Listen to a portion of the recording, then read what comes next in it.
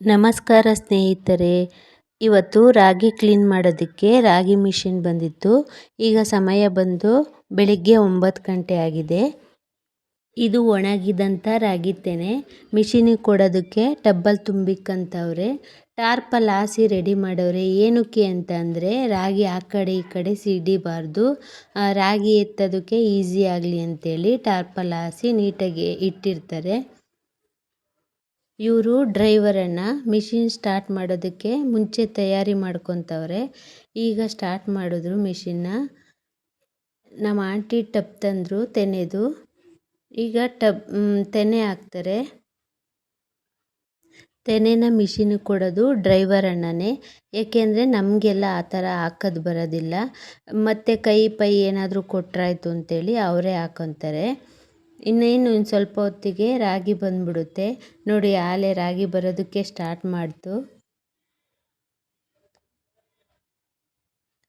ನನ್ನ ಮಗ ಬಂದು ರಾಗಿ ಹಿಡಿತಾವನೆ. ನೋಡಿ ಎಷ್ಟು ನೀಟಾಗಿ ರಾಗಿ ಬರ್ತಾ ಇದೆ ಅಂತೇಳಿ. ನೋಡ್ರಿ ಎಷ್ಟು ಚೆನ್ನಾಗಿದೆ ರಾಗಿ.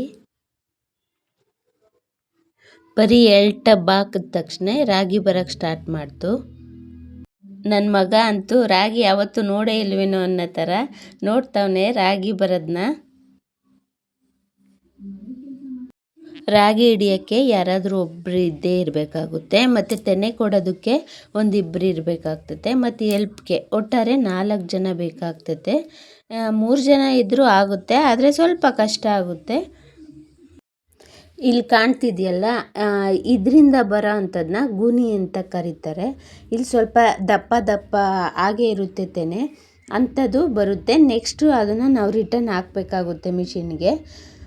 ಇಲ್ಲಿ ಕಾಣ್ತಿದೆಯಲ್ಲ, ಇದು ಬಟ್ಟೆ ಕಟ್ಟೋರಲ್ಲ, ಅದು ಬಂದು ವೇಸ್ಟೇಜು, ಉಬ್ಲು ಅಂತಾರೆ ಅದನ್ನು. ಆ ಉಬ್ಬನ್ನ ಕೆಲವೊಂದು ಸಲ ಹಸುಗಳಿಗೆಲ್ಲ ಕೊಡ್ತಾರೆ. ಈಗೇನು ಅಷ್ಟು ಕೊಡಲ್ಲ. ಮುಂಚೆ ದಿಂಬುಗಳ್ನೆಲ್ಲ ಈ ಉಬ್ಲಿಂದ ಮಾಡೋರು, ನಾವು ಕೂಡ ಮಾಡಿದ್ದೀವಿ. ನಾನು ಯಾವುದಪ್ಪ ಕೆಲಸ ಮಾಡೋದು ಇದರಲ್ಲಿ ಅಂತೇಳಿ ನಿಂತ್ಕೊಂಡೆ. ಎಲ್ಲರೂ ಕೂಡ ನೀನು ರಾಗಿ ಹಿಡಿಯೋಕ್ಕೆ ಹೋಗು, ಚೀಲ ತಗೊಂಡು ಅಂತೇಳಿ ಹೇಳಿದ್ರು. ಸರಿ ಆಯಿತು, ರಾಗಿ ಹಿಡಿಯೋಣ ಅಂತೇಳಿ ರಾಗಿ ಹಿಡಿಯೋಕ್ಕೆ ಹೋದೆ ನಾನು. ರಾಗಿ ಹಿಡಿಬೇಕಾದ್ರಂತೂ ಸಡನ್ನಾಗಿ ತಲೆ ಎತ್ತಿದಾಗ ರಾಗಿ ಮಿಷಿನ್ದು ಕಬ್ಬನ್ನ ತಲೆಗೆ ತಾಕೋದು. ನಾನಂತೂ ಒಂದು 2-3 ಸಲ ಕುಟ್ಟಿಸ್ಕೊಂಡೆ. ನಾವು ರಾಗಿ ತೆನೆನ ಕುಯ್ದಾದ್ಮೇಲೆ ಬಂಡೆ ಮೇಲೆ ಒಂದು 2-3 ದಿನ ಚೆನ್ನಾಗಿ ಒಣಗಿಸ್ಬೇಕು. ಆ ಥರ ಒಣಗಿಸ್ದಾಗ ರಾಗಿ ಚೆನ್ನಾಗಿ ಫೈನಾಗಿ ಬರುತ್ತೆ. ಇಲ್ಲಾಂದರೆ ಹಸಿದು ಹಾಕಿದ್ರೆ ರಾಗಿ ಅದರಲ್ಲೇ ಉಬ್ಳಲ್ಲಿ ಹೋಗೋದು ಮತ್ತು ವೇಸ್ಟೇಜ್ ಜಾಸ್ತಿ ಬಂದ್ಬಿಡುತ್ತೆ. ಅದರಿಂದಾಗಿ ಚೆನ್ನಾಗಿ ಒಣಗಿಸ್ಬೇಕು ರಾಗಿ, ಆವಾಗಲೇ ಚೆನ್ನಾಗಿ ರಾಗಿ ಬರೋದು. ರಾಗಿ ಜೊತೆಗೆ ಸ್ವಲ್ಪ ಉಬ್ಳು ಮಿಕ್ಸ್ ಆಗಿ ಬರೋದ್ರಿಂದ ಇದನ್ನು ನಾವು ತೂರಿ ಕ್ಲೀನ್ ಮಾಡ್ತೀವಿ. ಮೊದಲನೇ ಚೀಲ ತುಂಬಿತು. ನಂಗೊಬ್ಳಿಗೆ ಎತ್ತಿಡೋಕ್ಕಾಗೋದಿಲ್ಲ ಅಂಥೇಳಿ ನಮ್ಮ ಅಣ್ಣನ ಮಗ ಮತ್ತು ನಮ್ಮ ಅಪ್ಪ ಬಂದು ಚೀಲ ಎತ್ಕೊಂಡ್ರು. ಚೀಲಗಳನ್ನ ಹೆಂಗಂದ್ರಂಗೆ ತುಂಬಿಸೋಂಗಿಲ್ಲ, ಒಂದೇ ಥರದ ಚೀಲಗಳನ್ನ ತಗೋಬೇಕು ನಾವು. ಒಂದೇ ಮಟ್ಟವಾಗಿ ಒಂದು 50 kg ಆದರೆ ಎಲ್ಲ ಚೀಲಗಳನ್ನ ಒಂದು 50 kgನೇ ಇರೋ ಥರ ನಾವು ಇಟ್ಕೋಬೇಕು. 1 kg 2 kg ಹೆಚ್ಚು ಕಮ್ಮಿ ಇದ್ದರೂ ಪರವಾಗಿಲ್ಲ. ಅದ್ರ ಮೇಲೆ ಅವರು ಇಷ್ಟು ಚೀಲ ಅಂತೇಳಿ ಅಮೌಂಟ್ ತಗೊತಾರೆ. ಈ ಥರ ರಾಗಿ ಮಿಷಿನ್ ಬಂದು ರೈತರುಗಳಿಗೆ ತುಂಬ ಅನುಕೂಲ ಆಯಿತು. ರಾಗಿ ಮಿಷಿನ್ ಬರೋಕ್ಕೂ ಮುಂಚೆ ಕೆಲವರಂತೂ ಕೈಯಲ್ಲೇ ಬಡಿಯೋರು, ಕೆಲವರಂತೂ ಗುಂಡುಗಳ್ನ ಉಪಯೋಗಿಸೋರು, ಕೆಲವರು ದನ ಕರುಗಳ್ನ ಉಪಯೋಗಿಸೋರು ಮತ್ತು ಟ್ಯಾಕ್ಟ್ರುಗಳ್ನ ಉಪಯೋಗಿಸೋರು ತುಳಿಸೋದಕ್ಕೋಸ್ಕರ. ಒಂದ್ಸಲಿ ರಾಗಿ ತೆನೆ ಕುಯ್ದರೆ ಆ ರಾಗಿ ಮನೆಗೆ ಬರೋ ಅಷ್ಟೊತ್ತಿಗೆ ಏನಿಲ್ಲ ಅಂದ್ರೂ ವಾರದಿಂದ ಇಟ್ಕೊಂಡು 15 ದಿನ ಬೇಕಾಗ್ತಿತ್ತು. ಈಗಂತೂ ತುಂಬ ಈಸಿ, ಒಂದೇ ದಿನಕ್ಕೆ ರಾಗಿ ಮನೆಗೆ ತಂದುಬಿಡ್ಬೋದು. ರೈತರು ರಾಗಿ ಪಡೆಯೋದಕ್ಕೆ ಎಷ್ಟೆಲ್ಲ ಕಷ್ಟಪಡ್ತಾರೆ ಅಂತ ಗೊತ್ತಾ? ಮೊದಲಿಗೆ ಹೊಲನ ಉಳುಮೆ ಮಾಡ್ಕೋಬೇಕಾಗುತ್ತೆ. ನಂತರ ರಾಗಿ ಪೈರನ್ನ ಹಾಕಬೇಕು, ಕಳೆ ಕೀಳಬೇಕು, ಗೊಬ್ಬರ ಹಾಕಬೇಕು, ಆವಾಗವಾಗ ನೀರನ್ನ ಬಿಡಬೇಕಾಗುತ್ತೆ. ರಾಗಿ ತೆನೆನ ಕುಯ್ಯೋ ಅಷ್ಟೊತ್ತಿಗೆ 4 ತಿಂಗಳು ಬೇಕಾಗುತ್ತೆ. ಇತ್ತೀಚೆಗಂತೂ ನವಿಲು ಕಾಟ ಜಾಸ್ತಿ ಆಗಿರೋದ್ರಿಂದ ಬೆಳಿಗ್ಗೆ 5:30 6 ಗಂಟೆಗೆ ಹೋದರೆ ಸಂಜೆ ಒಂದು 6:30 7 ಗಂಟೆ ಆಗುತ್ತೆ ಮನೆಗೆ ಬರೋದು. ನೈಟ್ ಹೊತ್ತೇನಾದರೂ ಹಂದಿ ಕಾಟ ಇದ್ದರೆ ನೈಟು ಸಮೇತ ಹೊಲನ ಕಾಯಬೇಕಾಗುತ್ತೆ. ಆಮೇಲೆ ತೆನೆನ ಕುಯ್ಬೇಕಾಗುತ್ತೆ, ತಾಳನ್ನ ಕುಯ್ಬೇಕಾಗುತ್ತೆ. ಇಷ್ಟೆಲ್ಲ ಖರ್ಚು ಮಾಡೋ ದುಡ್ಡಿಗೆ ನಾವು ರಾಗಿನೇ ದುಡ್ಡು ಕೊಟ್ಟು ಕೊಂಡ್ಕೊಬಿಡ್ಬೋದು. ಇಷ್ಟಕ್ಕೆ ಸುಸ್ತಾಯಿತು ಅಂತೇಳಿ ನಮ್ಮ ಅಣ್ಣನ ಮಗ ಬಂಡೆ ಮೇಲೆ ಮಲ್ಕೊಬಿಟ್ಟ. ವಿಡಿಯೋ ಮಾಡ್ತಾ ಇರೋದು ನೋಡಿ ಎದ್ದು ಓಡಿ ಬಂದ ಈ ಕಡೆ. ಹೆಚ್ಚು ಕಮ್ಮಿ ಮುಗಿತಾ ಬಂತು. ಒಂದು ಮುಕ್ಕಾಲು ಭಾಗ ಆಗಿದೆ. ನೋಡಬೇಕು ಎಷ್ಟು ಚೀಲ ಆಗುತ್ತೆ ಅಂತೇಳಿ. ನಾವು ರಾಗಿ ತೆನೆನ ಬಂಡೆ ಮೇಲಕ್ಕೆ ಏನಕ್ಕೆ ಹಾಕ್ಕೊತೀವಿ ಅಂತ ಅಂದರೆ, ರಾಗಿ ಮಿಷಿನ್ ಕೊಡಬೇಕಾದ್ರೆ ಧೂಳು ಸಿಕ್ಕಾಪಟ್ಟೆ ಬರುತ್ತೆ ಮತ್ತು ಒಣಗಿಸೋದಕ್ಕೂ ಕೂಡ ಎಲ್ಪ್ ಆಗುತ್ತೆ. ಮನೆ ಹತ್ರ ಮಿಷಿನಿಗೆ ಕೊಟ್ಟರೆ ಎಲ್ಲರ ಮನೆಗೂ ಧೂಳು ಹೊರಟೋಗ್ಬಿಡುತ್ತೆ, ಆಮೇಲೆ ಬೈಕೊಂಬಿಡ್ತಾರೆ ಅಂತೇಳಿ ಮನೆ ಹತ್ರ ಯಾರೂ ಕೊಡೋದಿಲ್ಲ.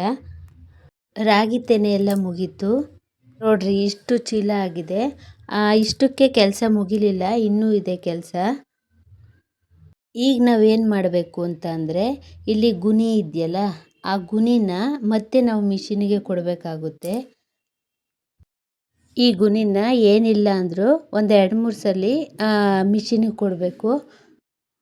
ಆ ಥರ ಕೊಟ್ಟಾಗ ಮಾತ್ರ ನಮಗೆ ಅದರಲ್ಲಿರೋ ರಾಗಿ ಎಲ್ಲ ಬಂದ್ಬಿಡುತ್ತೆ. ಇದಕ್ಕೆ ಬಟ್ಟೆ ಏನಾದರೂ ಕಟ್ಟಿಲ್ಲ ಅಂತ ಅಂದರೆ ಉಬ್ಲೆಲ್ಲ ಫುಲ್ಲು ಹಾರಾಡ್ತಾ ಇರ್ತದೆ ಮತ್ತು ದಾರಿಗೆ ಹೋಗೋರಿಗೆ ಕಣ್ಣಿಗೆ ಪಣ್ಣಿಗೆಲ್ಲ ಬಿದ್ದುಬಿಡುತ್ತೆ. ಅದಕ್ಕೋಸ್ಕರ ಅವರು ಬಟ್ಟೆನ ಕಟ್ಟಿರ್ತಾರೆ. ಲಾಭಕ್ಕಿಂತ ಖರ್ಚು ಜಾಸ್ತಿ ಬರೋದ್ರಿಂದ ಎಷ್ಟೋ ಜನ ವ್ಯವಸಾಯ ಮಾಡೋದನ್ನೇ ಬಿಟ್ಬಿಟ್ಟಿದ್ದಾರೆ.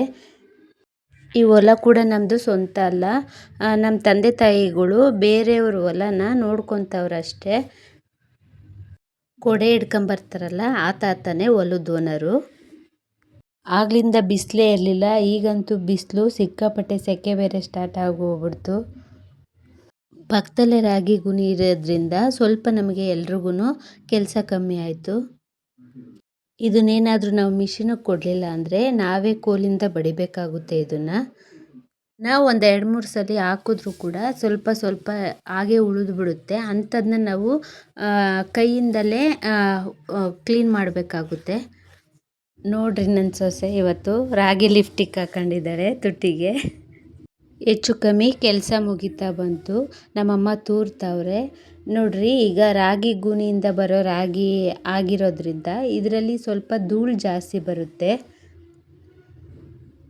ಅಂತೂ ಇಂತೂ ಕೆಲಸ ಕಂಪ್ಲೀಟ್ ಆಗ್ತಾ ಬಂತು. ಒಂದು ಚೀಲಕ್ಕೆ 55 kg ಅಂದ್ರೂ ಟೋಟಲಿ 10 ಚೀಲಕ್ಕೆ 5.5 ಕ್ವಿಂಟಲ್ ರಾಗಿ ಬರುತ್ತೆ. ರೈತರಿಗೆ ಇದರಿಂದ ಲಾಭ ಅಂತ ಏನೂ ಸಿಗೋದಿಲ್ಲ. ರೈತರು ಬೆಳೆದಂಥ ಬೆಳೆಯಲ್ಲಿ ಸ್ವಲ್ಪ ಮಡಿಕೊಂತಾರೆ ಮನೆಗೆ ಅಂತೇಳಿ, ಇನ್ನು ಸ್ವಲ್ಪನ ಮಾರ್ಕೊಳ್ಳೋ ಅಂಥವ್ರು ಮಾರ್ಕೊಂತಾರೆ. ಇನ್ನು ದನ ಕರುಗಳು ಇರೋರು ಹುಲ್ಲನ್ನ ಎತ್ತಿಡ್ಕೊತಾರೆ, ಇಲ್ಲದೆ ಇರೋರು ಮಾರಿ ದುಡ್ಡು ಮಾಡ್ಕೊತಾರೆ.